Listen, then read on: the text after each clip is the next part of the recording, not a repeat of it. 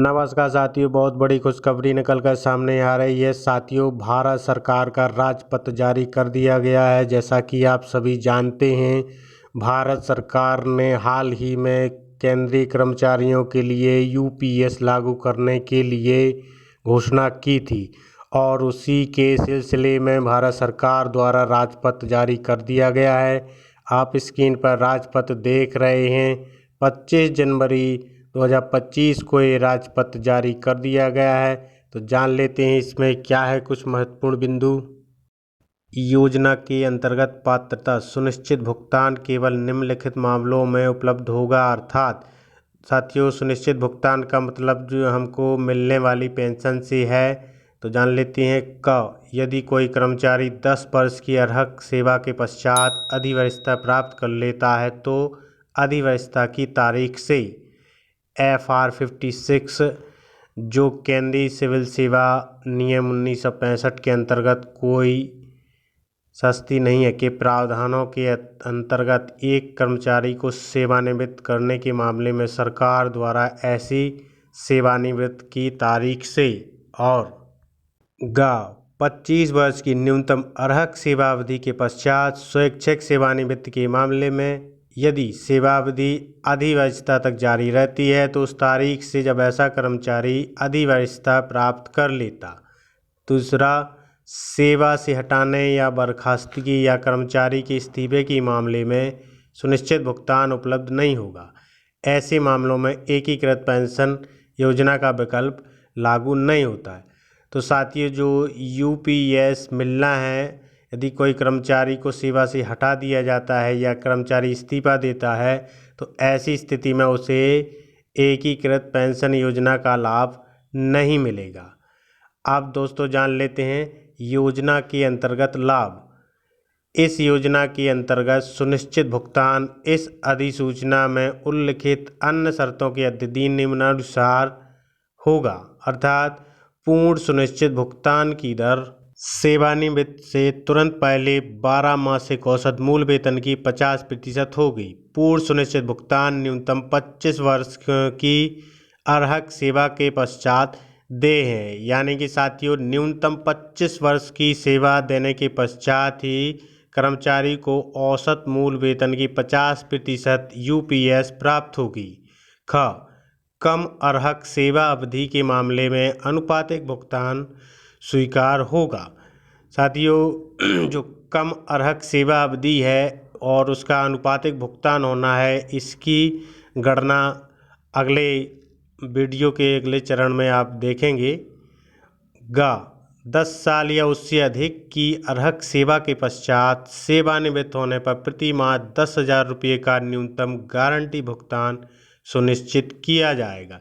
साथियों, 10,000 रुपये का न्यूनतम जो यूपीएस मिलना है वो गारंटेड मिलेगी, लेकिन उसमें एक शर्त है, 10 साल या उससे अधिक की अर्हक सेवा ही होनी चाहिए। न्यूनतम 25 वर्ष की अर्हक सेवा के पश्चात स्वैच्छिक सेवानिवृत्ति के मामले में सुनिश्चित भुगतान उस तारीख से शुरू होगा जिस तारीख को कर्मचारी सेवा में जारी रहते हुए अधिवरिष्ठता प्राप्त कर लेता है।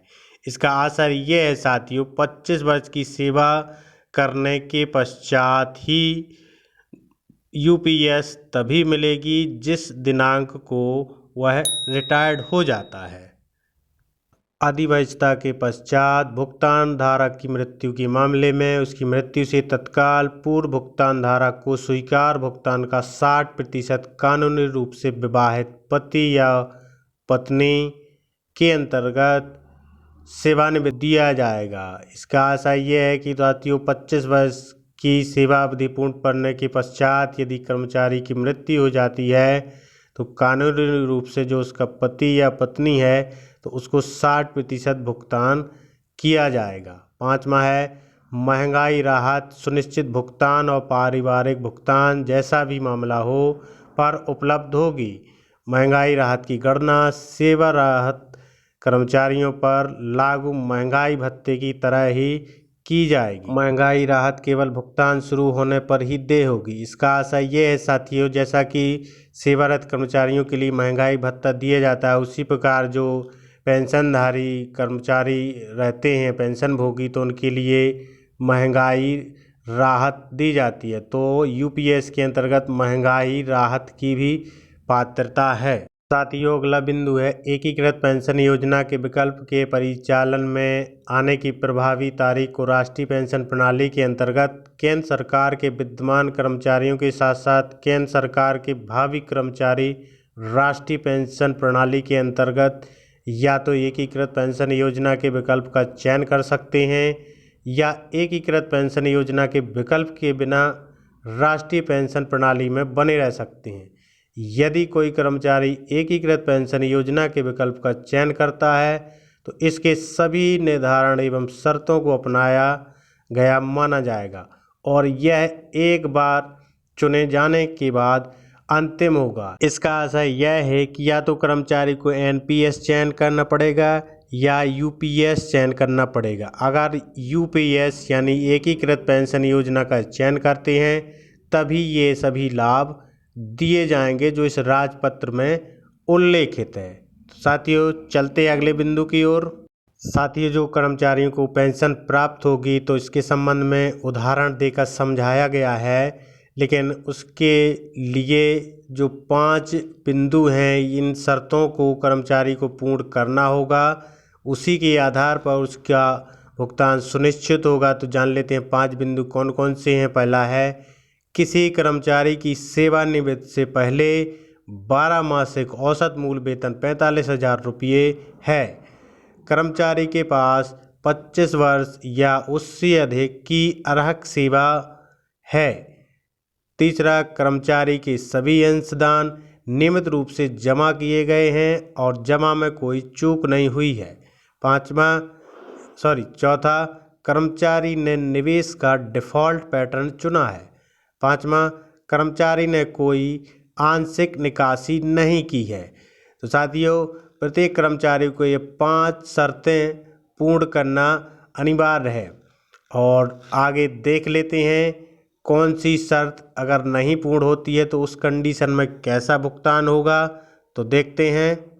परिदृश्य 1, कर्मचारी 1 से 5 तक सभी शर्तों को पूरा करता है। साथियों, जो शर्तें दी गई हैं अगर 5 शर्तों को पूरा करता है तो उस स्थिति में कर्मचारी की यदि मूल वेतन 45,000 रुपये रहेगी तो उसे जो फॉर्मूला दिया गया है उसमें 22,500 में लागू महंगाई राहत डीआर जोड़कर यानी कि उसकी जो पेंशन बनेगी वो 22,500 रुपये बनेगी। साथियों, अगला परिदृश्य है कर्मचारी 1, 2, 4 एवं 5 शर्तों को पूरा करता है।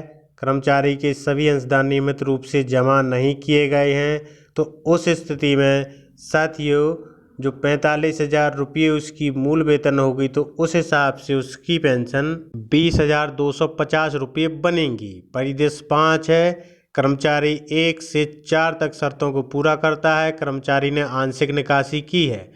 साथियों, अगर कर्मचारी कोई आंशिक निकासी कर लेता है जो उसका फंड जमा होता है तो ऐसी स्थिति में जो उसकी मूल वेतन अगर 45,000 रुपये है तो उस स्थिति में फॉर्मूला के हिसाब से उसकी पेंशन 18,000 रुपये बनेगी। तो साथियों, इस प्रकार जो जारी किया गया है राजपत्र, इस आधार पे आप अपनी पेंशन को समझ सकते हैं। इसमें जो कंडीशंस दी गई हैं उन कंडीशंस के आधार पर आप अपने पेंशन की भी गणना कर सकते हैं, इसको समझ सकते हैं। साथियों, इसी तरीके की अपडेट के लिए बने रहें आपके अपने यूट्यूब चैनल टीचर पॉइंट पर। नमस्कार साथियों, जय हिंद, वंदे मातरम।